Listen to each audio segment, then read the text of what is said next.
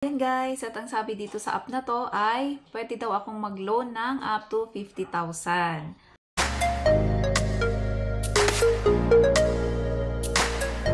So ayun guys, welcome back at meron na naman po tayong susubukan na loan application. Bago nyo i-download guys ay panoorin nyo muna ito para makita nyo at magka-idea kayo kung itutuloy nyo ba itong loan na ito or kung itutuloy nyo ba ang paglo-loan.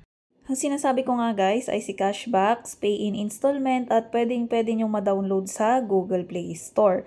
So ito ay may ratings na 4.8. Kung bago pa lang tayo ay magre-register muna tayo, yung number natin and then code at saka gagawa tayo ng 6-digit na password. Kasi yun yung gagamitin nyo pag mag-open kayo ng application nila. Then mag-fill up tayo dito ng ating mga basic information, yung usage of loan, mga email natin. Yung iba naman ay optional kaya kung ano na lang yung hinihingi dito, yun lang ang ilagay natin. Next ay ang company name natin, yung working experience natin, kung kailan tayo binabayaran at kung magkano ang monthly income natin and then company address natin.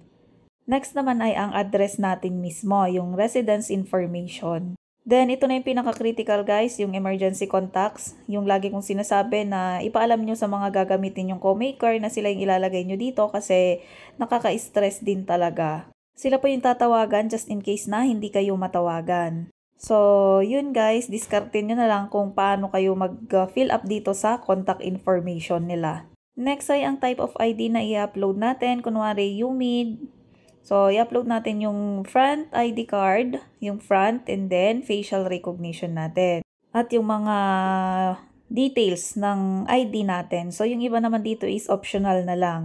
Ibig sabihin, pwede nyong ilagay, pwede ring hindi. Pero sa akin, mas pipiliin kong wag na lang maglagay. So, dito sa additional information ng job or business natin ay optional naman, kaya wag nyo na lang fill upan. So, ito na yung reminder na your loan application will be submitted and then maghintay daw tayo ng within 24 hours. So, dito ay ini-evaluate na yung application natin kung magagrant ba tayo.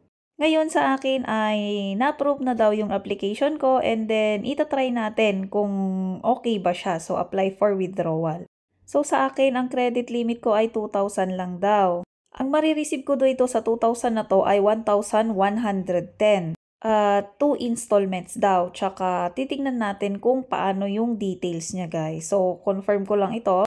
So, yung repayment schedule nila is yung first repayment schedule mo ay 7 days and yung sunod ay 6 days. So, ang total na ibabalik mo sa kanila within 14 days ay 2,140.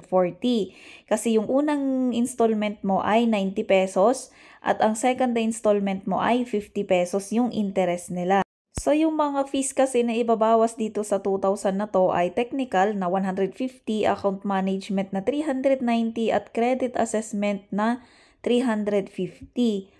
So, sobrang laki nitong fees na binabawas nila na to. Kaya, what if malaki yung credit limit mo tapos ganito yung fees nila, 'di ba? O di halos kalahati na lang din ang makukuha mo.